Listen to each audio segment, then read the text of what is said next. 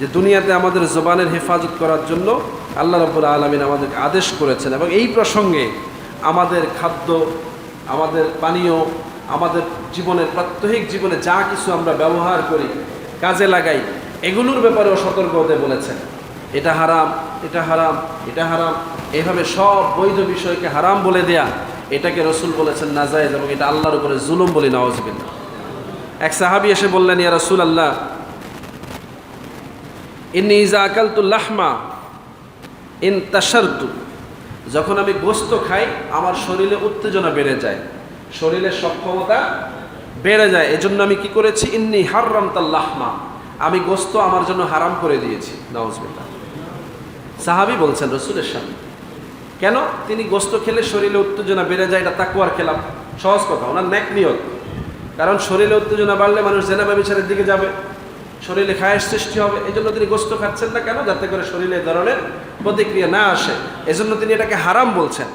রাসূলুল্লাহ সাল্লাল্লাহু আলাইহি সাল্লাম বললেন, এবং এই ব্যাপারে কোরআনের আয়াত আল্লাহ নাজিল করে দিলেন, ফানাজালাত ইয়া আইয়ুহাল্লাযিনা আমানু লা তুহাররিমু তাইয়্যিবাত মা হাল্লাল্লাহু লাকুম ওয়া লা তা'তাদ্দু বলে। সুবহানাল্লাহ। হে মুমিনেরা, তোমরা এমন কোনো বিষয়কে হারাম ঘোষণা করো না যেটা আল্লাহ তোমাদেরকে হালাল করে দিয়েছে বলে। সুবহানাল্লাহ। আল্লাহ ডাইরেক্ট নিষেধ করে দিলেন। হারাম বলার সুযোগ আমাদের নাই, আমরা নেই না, খাই না, সেটা আমাদের প্রয়োজনীয় এখতিয়ার আছে, আমি এটা খাই না, ওটা খাই না। কিন্তু এটাকে হারাম ঘোষণা দেয়া, এই এখতিয়ার একমাত্র কার? আল্লাহ। তো সাহাবায়ে আজমাইন এই ধরনের কথা বললে রাসূলুল্লাহ সাল্লাল্লাহু আলাইহি সাল্লামের সামনে আল্লাহ কোরআনের আয়াত দিয়ে সংশোধন করেছেন। সেই যুগ পার হয়ে আমরা এখন কোরআনের বিধান হাতে নিয়ে আমরা যদি এটা হারাম, এটা হারাম, ওটা হালাল, এটা হালাল, এই ধরনের ফতোয়াবাজি করি, সেটা যদি হালাল কোনো বিষয়ের বিপক্ষে চলে যায়, তাইলে এই আয়াত আমাদের জন্য, কি বলেন ঠিক না, আমরা গুনাহগার হয়ে যাব। এমনিভাবে বৈধ অনেক বিষয় আছে, আমরা ইচ্ছাকৃত করে অনেক সময় নিজের না থাকলে আরেকজনের জন্য বলি, দূর, এটা আমার জন্য হারাম। বৈধ জিনিস নিজের নাই, এজন্য বলে বসে না, এই শব্দ আপনি ব্যবহার করতে পারবেন। সব সামর্থ্য সকলে থাকে না। এই জন্য জ্ঞানের ক্ষেত্রেও সীমাবদ্ধতা থাকতে পারে। আপনি এটা বোঝেন না, তাই বলে আর কেউ বোঝে না এরকমটা মনে করাও ওই কায়দার মধ্যে পড়ে। কথা বুঝতেছেন? যে এটা আর কেউ জানে না, আমি যেটা বুঝছি এটাই ঠিক, আর কেউ এর চাইতে ভালো বোঝে না, এই ধরনের চিন্তা করাটাও আপনার উচিত হবে না। কারণ আল্লাহ রাব্বুল আলামিন লিকুল্লি ফান্নিন রিজাল, প্রত্যেকটা কাজের জন্য উপযুক্ত ব্যক্তি ডিসাইড করে রেখেছেন। যার কাজ কৃষিকাজ করা, তাকে দিয়ে আল্লাহ অফিসিয়াল কাজ করাবে না। যার কাজ চাষবাস করা, তাকে দিয়ে আল্লাহ ব্যবসা করাবে না।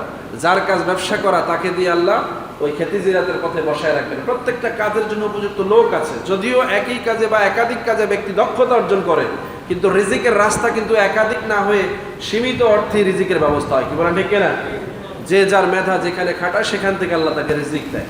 এখন আমি চাকরির মাধ্যমে রিজিক পাই, আমি যদি বলি যে আমার জন্য কৃষিকাজ হারাম, এটা ফতুয়া হয়ে গেল। আমার জন্য হারাম না, এটা আমার সুযোগ নাই, আমি করি না, কিন্তু এটা আমার জন্য কি হারাম না? আমি ইচ্ছে করে কৃষিকাজে যেতে পারি।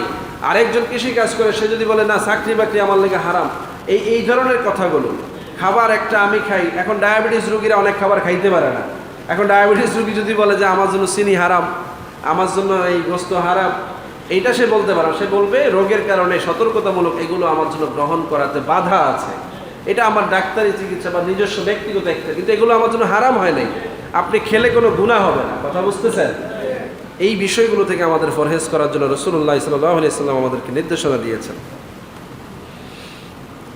ধন সম্পদ অনেকের কাছে আছে, অনেকের কাছে নাই। নবী সাল্লাল্লাহু আলাইহি সাল্লাম বলছেন, জাহাদাতু ফিদ দুনিয়া লাইসাত বিতাহরিমিল হালাল ওয়ালা ইতাআতিল মাল। ধরো তোমার কাছে হারাম কিংবা ধন সম্পদ অনাবশ্যক যা আছে নষ্ট করার মতো, এগুলো নষ্ট করে দেওয়া ফরহেজগারিতা না। আপনার কাছে কিছু সম্পদ আছে, আপনি ভাবছেন এই সম্পদ থেকে লাভ কি, এগুলো নষ্ট করে দেই। রাসূল বলছেন এটা নষ্ট করাটা ফরহেজগারিতা না, বরং এই বিষয়গুলো তুমি যখন অর্জন করেছো, বৈধভাবে অর্জন করাটাই হচ্ছে তোমার দায়িত্ব। সম্পদ হারামভাবে অর্জন কইরা এখন আপনি এগুলো আবার আল্লাহর রাস্তায় দান করতেছেন, এখন আপনার মনে হয়েছে যে হারাম মাল নিজের কাছে রাখলে ক্ষতি হবে, এগুলো এখন আপনি নদীতে ফেলে দিচ্ছেন বা অপচয় করতেছেন। আল্লাহ রাসূল বলছেন এটারে ফরহেজগারিতা বলে। ফরহেজগারিতা হচ্ছে এটা অবৈধভাবে কিছু অর্জন নাই করা, হারাম কিছু গ্রহণ নাই করা। ধরেন আপনি মদ খাচ্ছেন অনবরত, এখন মদ খেয়ে যখন মাতাল হয়ে গেছেন, পাবলিক যখন ফিটা ফাটা দিছে, তখন আপনি বলতেছেন এটা আমার জন্য হারাম। কেন আগে বুঝেন নাই এটা হারাম? হারামটাকে আপনি গ্রহণ যখন করেছেন তখনই তো আপনি গুনাহগার হয়ে গেছেন। এখন ফিটা খেয়ে কইলে হারাম হইব না, এটা তো আগে থেকেই হারাম। কথা বুঝেন নাই? ঠিক এমনিভাবে কিছু বিষয় আছে আমরা আমাদের না হইলে আমরা বলি এটা আমার জন্য হারাম। এরকম কথাবার্তা বলা এটা আল্লাহর উপরে মিথ্যা আরোপ করা। রাসূল এই ব্যাপারে আমাদেরকে সতর্ক করেছেন। সম্মানিত হাজিরিন, বহু বিষয় জড়িয়ে যায়। শরীয়তের বিষয়গুলো বলতে গেলে এখন দিনই ধর্মীয় বিষয় চলে আসে, প্রাসঙ্গিক বিষয়গুলো এড়িয়ে যাওয়া যায় না। অথচ আমাদের ব্যক্তিগত জীবনে অনেক সমস্যা, আমরা নিজেদেরকে ভালো মুসলমান বানাতে পারি নাই, কিন্তু ধর্মীয় বিতর্কে আমাদেরকে জড়াতে হচ্ছে।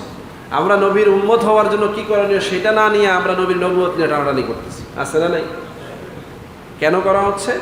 কারণ নবীকে যদি ছোট করা যায়, নবীকে যদি খাটো করা যায়, তাহলে উম্মত আর নবীর দিকে যাবেই না, নবীর সুন্নতের দিকে আসবে না। যারাও আমাদের দুর্বলতা, এটাকে আরো নষ্ট করে দেওয়ার জন্য এটা একটা ষড়যন্ত্র। কি বলেন ঠিক কিনা? এই জন্য আমাদের সতর্ক থাকতে হবে। নবীর সম্মান মর্যাদার ব্যাপারে কোনো বিতর্কিত কথার পক্ষে আমরা নাই, বরং নবীর মর্যাদা বাড়ে এমন কথার পক্ষে আমরা আছি। কি বলেন ঠিক কিনা? খুব সাধারণ জ্ঞান দিয়ে আপনি এটা বুঝে নেবেন। নবীর পক্ষে যদি একজন জাহেল মূর্খ লোক এসে বলে যে নবী অনেক বড়, আপনি বলবেন আলহামদুলিল্লাহ। আর খুব শিক্ষিত জ্ঞানী এসে বলেন যে না নবী এই দোষ করছে, তাৎক্ষণিক আপনি বলবেন আস্তাগফিরুল্লাহ। কথা বুঝে আসছে কিনা? এটাই ঈমান। চেতনা এইভাবে থাকতে হবে। এখানে কোনো শেয়ারিং করার সুযোগ নেই, এখানে কোনো তর্ক বিতর্কের কোনো সুযোগ নাই। কারণ তর্ক বিতর্ক করতে গেলেই রাসূল বলছেন তুমি ঈমান হারা হবে। শেষ জামানায় ফিতনা এজন্যই উঠানো হবে, এমন প্রশ্ন তোলা হবে, লোকেরা এগুলো নিয়ে অ্যানালাইসিস করতে গিয়ে ঈমান হারা হয়ে যায়।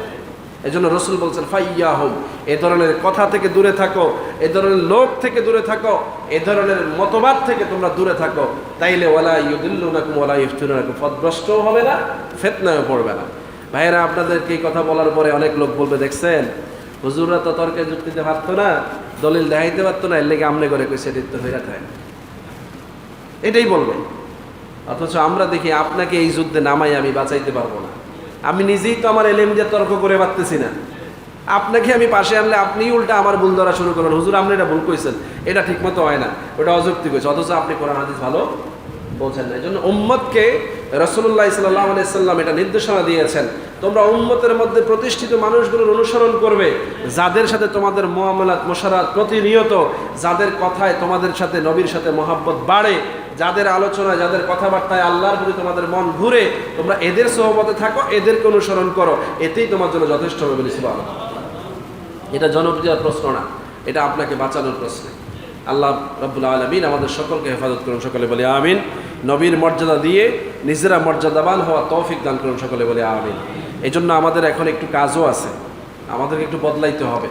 যারা এসে আমাদেরকে নবীর ব্যাপারে এগুলো বলে তারা সুযোগ পায়, আমার চেহারা সুন্দর না, আমি নবীর সুন্নত আদায় করি না, আমার দাড়ি নাই, টুপি নাই, পাঞ্জাবি নাই, নানান ত্রুটির কারণেই বলে, সুযোগ পায়।